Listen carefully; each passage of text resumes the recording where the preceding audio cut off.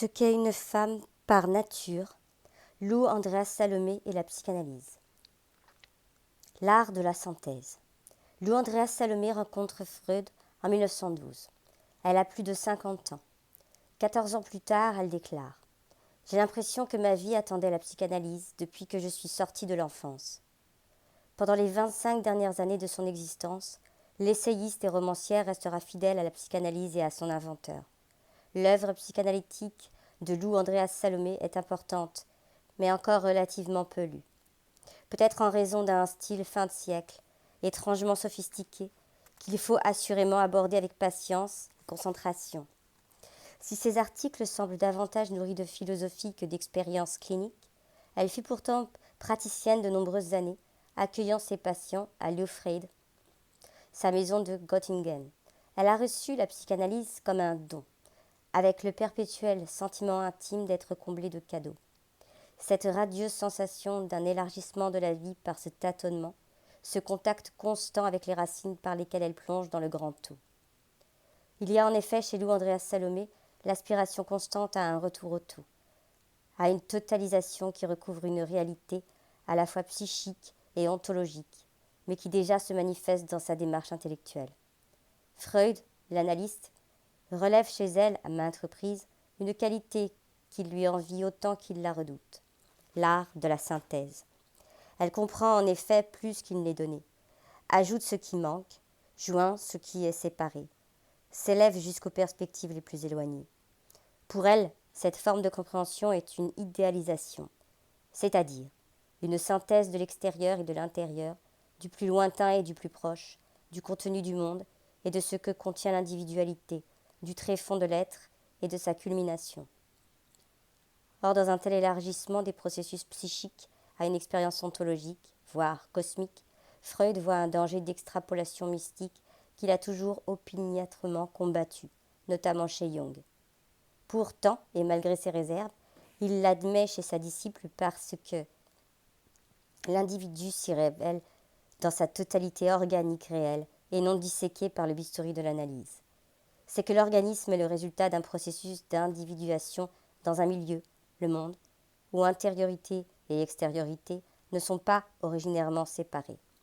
Or, c'est à partir de cette unité primordiale que Lou Andreas Salomé conçoit la naissance même. Notre première expérience, chose remarquable, est celle d'une disparition. Un instant auparavant, nous étions un tout indivisible, tout être étant inséparable de nous. Et voilà que nous avons été projetés dans la naissance. Nous sommes devenus un petit fragment de cet être et devons veiller désormais à ne pas subir d'autres amputations et à nous affirmer vis-à-vis du monde extérieur qui se dresse en face de nous avec une ampleur grandissante et dans lequel, quittant notre absolue plénitude, nous sommes tombés comme dans un vide qui nous a tout d'abord dépossédés. Cette dépossession qu'est la naissance contient pourtant la réminiscence secrète d'une fusion avec le tout, le grand mythe d'une participation inaliénable à la toute-puissance. C'est cette expérience primordiale que Lou Andreas Salomé va appeler narcissisme. Le narcissisme ou tout en un. Freud avait d'abord considéré le narcissisme comme un stade intermédiaire de la libido, entre l'auto-érotisme et l'amour d'objet.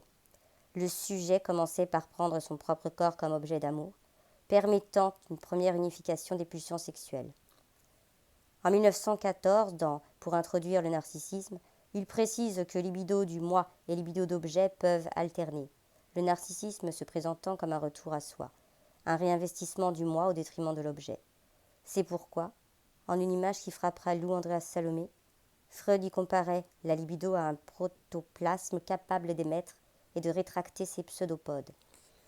À partir de 1920, Freud abandonne sa première topique, dans laquelle la personnalité est structurée selon les instances du conscient, du préconscient et de l'inconscient, celle-ci recueillant tout ce qui est refoulé par le conscient, et en élabore une seconde, moi, sur moi, ça, où le ça désigne l'ensemble du pôle pulsionnel de la personnalité, réservoir premier et chaotique de toute l'énergie psychique.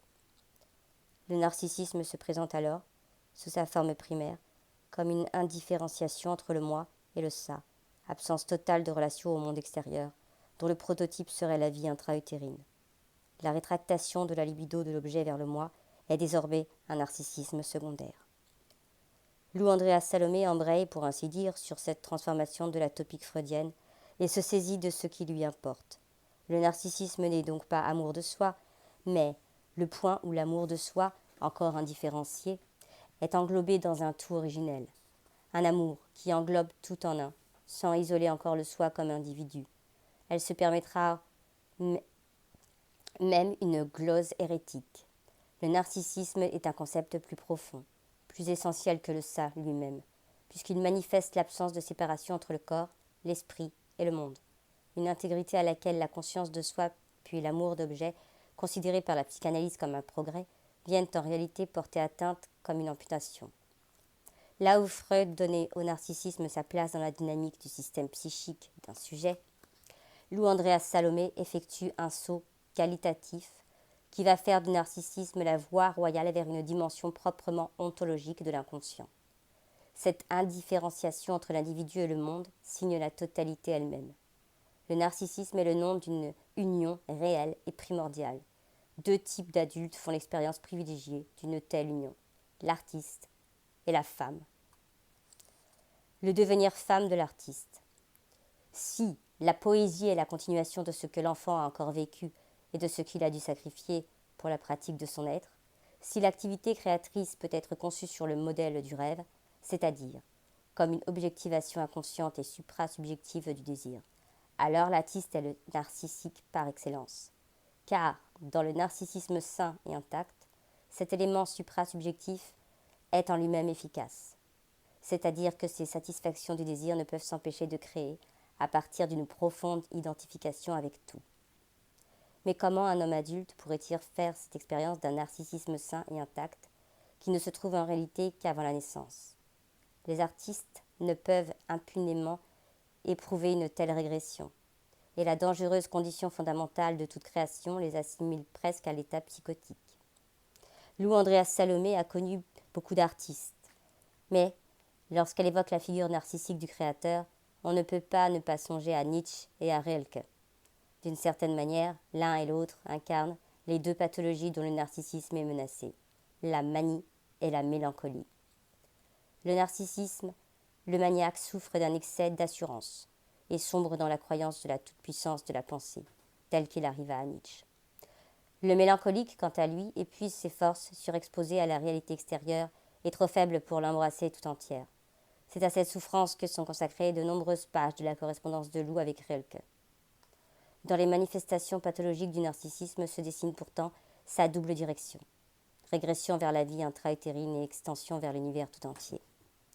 C'est la pulsation de la vie même, tant il est vrai que la vie n'existe totalement en tant que vie que dans ses surestimations dirigées dans les deux sens, dans ses évaluations trop absolues, dans quelque chose qui dépasse tout ce qui est fragmentaire.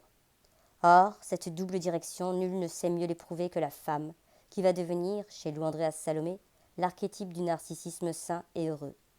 En somme, le désir de devenir femme du névrosé serait un désir de guérison. Et c'est toujours un désir d'être heureux. Lou Andréas Salomé ne craint pas de l'affirmer. Les créateurs accomplis, ceux qui parviennent à réunir en eux les deux directions du narcissisme, y parviennent uniquement parce que leur savoir-faire masculin contient le savoir-faire féminin, et qu'en eux cette double nature est devenue créatrice, créant dans des œuvres ce qu'est la femme par sa nature. Cette thèse, fondée désormais dans le concept de narcissisme, Lou la défend depuis longtemps. En 1882, au cours de sa brève et tumultueuse amitié avec Nietzsche, leurs réflexions avaient souvent tourné autour de la féminité, de la maternité et de la création. Dans Ainsi parlait Zarathustra, profondément marqué par l'égoïsme animal de la jeune fille, Nietzsche écrivait « Oh, vous qui créez, oh, vous les hommes supérieurs, on ne porte en son sein que pour son propre enfant. Votre égoïsme, oh, vous qui créez, a d'une parturiante prudence et prévoyance. » Plus tard, en 1895-1896, Lou Andréas Salomé séjourne plus de 6 mois à Vienne, qui la frappe par l'imbrication de l'érotisme et de la vie intellectuelle qui y règne. Or, la modernité viennoise a fait l'épreuve d'une crise profonde des deux identités sexuelles. Il y a eu dans les élites intellectuelles à la fois un mouvement de protestation virile contre la féminité de l'homme et un culte du féminin attachée à la remise en cause profonde des valeurs masculines. C'est justement à propos de ces réflexions sur les artistes viennois que Lou Andreas Salomé, dans son article sur l'humanité de la femme, constate. Ce qui est sûr, en tout cas, c'est que l'artiste de sexe masculin, en tant qu'artiste, se trouve étonnamment proche de la femme, et donc la comprend fort bien, en vertu même de ses capacités de créateur. Car celle-ci retranche en lui une bonne part de la conscience durement soulignée de l'objectivité et de l'activité qui sont propres au mâle, et le font apparaître mieux intégré, plus organiquement fondu avec sa création, tout comme l'est la femme, ce qui le maintient pour ainsi dire en un bonheur constant de grossesse spirituelle, fortement repliée sur elle-même, et qui porte à terme la création à laquelle ont concouru les forces vitales dans leur totalité. De la nature supérieure de la femme. Voici donc ce qu'est une femme par nature. Une parturiente, une créatrice de la vie selon une double direction, tout à la fois au plus intime de son corps et au-delà d'elle-même. Nous touchons ici à une question brûlante que les réflexions contemporaines sur la construction des genres et la critique nécessaire de toute naturalisation de la femme nous ont rendu presque inaudibles. De fait, Lou Andreas Salomé semble naturaliser le féminin et essentialiser les genres. À partir de la maternité conçue comme destination de la femme, elle distribue au féminin et au masculin des caractères intrinsèques. Aux hommes, l'activité, l'agressivité et la domination, mais aussi l'objectivité intellectuelle, la créativité culturelle et la sublimation morale. Aux femmes, la passivité, le sacrifice et la soumission, mais aussi la subjectivité sensuelle, le bonheur privé et l'égoïsme vital. Proche de nombreuses féministes de son époque, elle s'en distingue par des positions dénuées de toute revendication d'égalité et qui frappent par leur étrange ambivalence. C'est que, au contraire, Lou Andreas Salomé défend la cause féminine par l'affirmation d'une différence essentielle et, en dernière instance, d'une véritable supériorité ontologique. Et c'est précisément dans l'unité narcissique du féminin que se fonde cette supériorité, unité du corps et de l'esprit, de l'activité et de la passivité, de l'égoïsme et de l'amour, du moi et du tout. Moins confrontée que le garçon au conflit oedipien avec le père, la fille n'a pas besoin d'intérioriser aussi puissamment les contraintes du surmoi. Par conséquent, la sublimation requiert des renoncements pulsionnels bien moins importants et produit donc moins de névrose. Ainsi, chez la femme, l'esprit est sexe et le sexe est esprit. Et la sublimation féminine est ce profond paradoxe qui est de vivre ce qui est le plus vital comme le plus sublime. Expérience que seule permet le pouvoir de créer la vie au-delà de sa propre individualité. Mais ne nous y trompons pas. Pour ces raisons mêmes, la femme est plus dure que l'homme, et son esprit de sacrifice, au premier chef dans le mariage et la maternité, n'est pas une soumission à l'homme ou à l'enfant, mais à la vie totale dans un désir de fusion. En célébrant le tout à travers l'individu aimé, l'amour que peut éprouver une femme finit par négliger son objet particulier au profit d'un sentiment global, idéal et universel. Or, c'est à partir de cette triangulation permise par le narcissisme entre le moi, l'autre et le tout que Lou Andreas Salomé retrouve et affirme une nécessaire égalité entre les sexes. Celle-ci, si elle est possible, requiert un tout autre modèle que le lien matrimonial ou maternel. Ce sera l'amitié ou la fraternité. Car dans la transfiguration de l'ami, à partir de ce troisième élément qu'est le tout, l'amitié devient une manière d'idylle entre soi et le monde. De même, si le mariage doit être pour la femme davantage qu'un préjugé bourgeois ou un concubinage qui dure par hasard, elle doit aimer encore dans l'homme l'enfant du père, l'enfant de celui en qui elle continue de reposer comme dans le fond originaire de leur ultime communauté qui seul rend aussi vraiment frère et sœur et ne marie pas seulement. Finalement, c'est par sa capacité à être l'égale de l'homme, c'est-à-dire une amie ou une sœur, que la femme lui est supérieure. Car l'homme de cette sublimation n'est pas encore capable. Lou offrit l'amitié à Nietzsche, qui voulait une épouse et perdit une amie. Elle offrit la fraternité à Rilke, qui voulait une amante et devint son amie. Elle offrit le mariage à Karl Andreas, qui l'épousa mais n'obtint jamais qu'elle devint mère, ni même vraisemblablement amante.